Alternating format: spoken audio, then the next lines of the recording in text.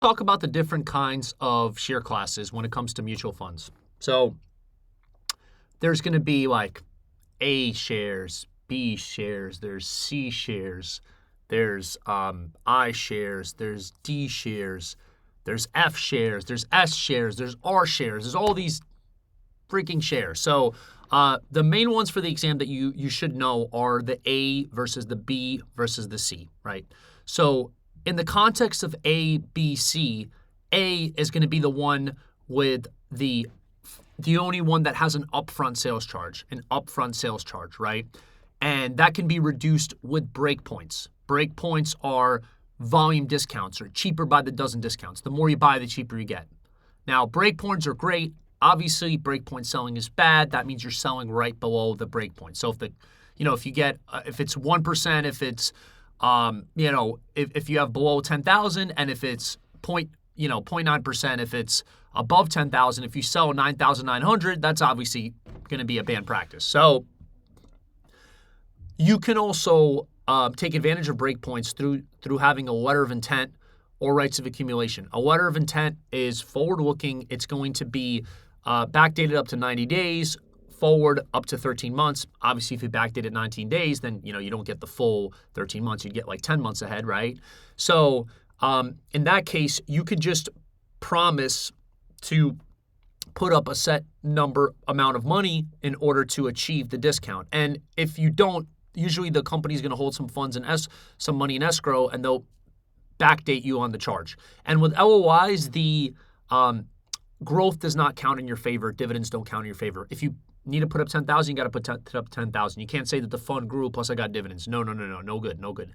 Now, ROA, rights of accumulation, that's backward looking. That automatically gets applied across all your different accounts, and essentially all the growth and the dividends would count in your favor. But that's backward looking, not forward looking.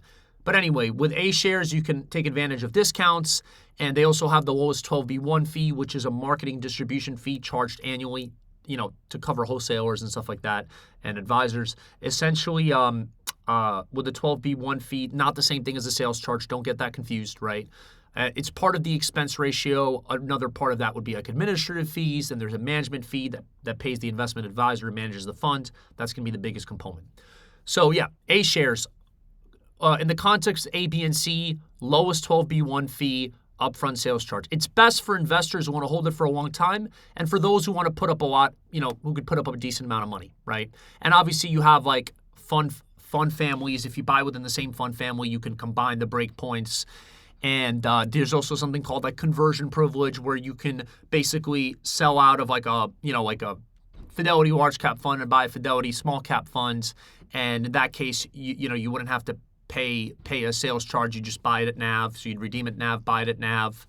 So there's an incentive to stay within the same fund family.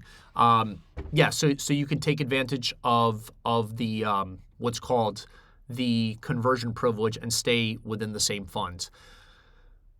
That's mostly it for A shares.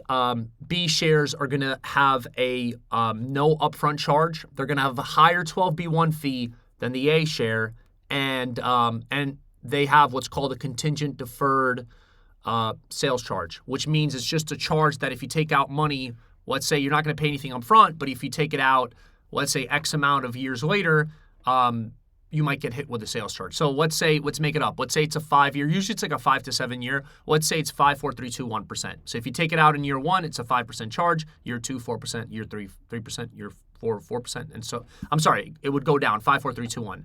Now, those B shares are going to be good for folks who, let's say they either want to hold the fund for the medium term, or B, let's say they don't have the money to, maybe they're a little bit more long-term. They're long-term, but they don't have the money to put up for an A share. So a lot of times B shares will automatically convert to an A share after the contingent deferred sales charge is done.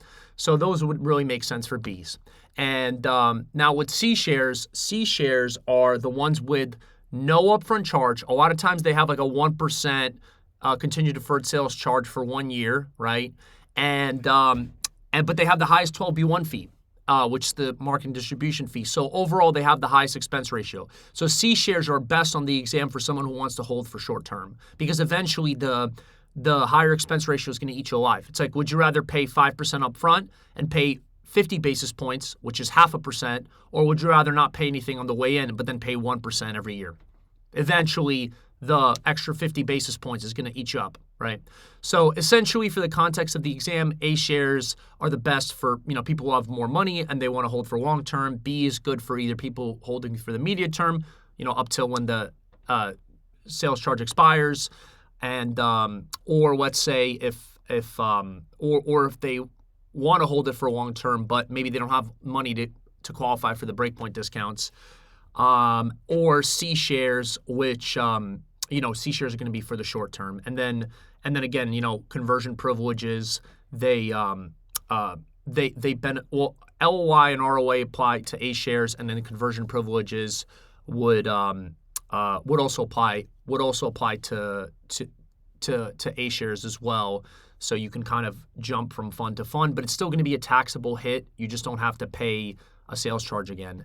And there's also going to be iShares. iShares are going to be institutional shares. They're generally going to be no load. D shares are kind of wacky. I don't really see them asked anymore. They would be like a no load too. And then you could also just buy like no load funds at all without like a letter attached to it. And no load funds just essentially mean that you there's no front end charge, there's no back end charge, and the maximum 12b1 fee is going to be cannot exceed 25 basis points or 0.25%, right? Additionally, in general, 12b1 fees can't exceed 75 basis points in general because, otherwise the expense ratio is going to be insane. And the maximum upfront sales charge for an A share cannot exceed 8.5%, which, again, doesn't happen anymore. Who's going to pay 8.5%, especially with low-cost ETF index funds? No one's going to do that, right? But back in the day, that was a thing. And then if you pay 8.5%, you have to offer like LOIs, ROAs, dividend reinvestments at NAV, and certain benefits to the investor. But again, it doesn't even come up anymore. It's just not competitive. Fees have really were compressed in the past, 10, 20 years, especially with ETFs. They're even cheaper than mutual funds. You could find some that are like 3 basis points, right? Some index funds. So hope that makes sense. Please subscribe and listen for more, and hope you have a fantastic day. And yeah, appreciate you.